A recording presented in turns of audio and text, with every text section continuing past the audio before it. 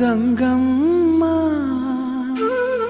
కృష్ణమ్మకు చెప్పమ్మ కష్టం కలిగించొద్దని, యమునకు చెప్పమ్మ సాయమునకు వెనకాడొద్దని,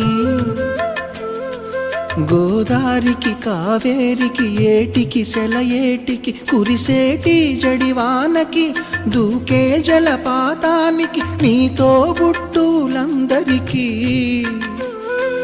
చెప్పమ్మా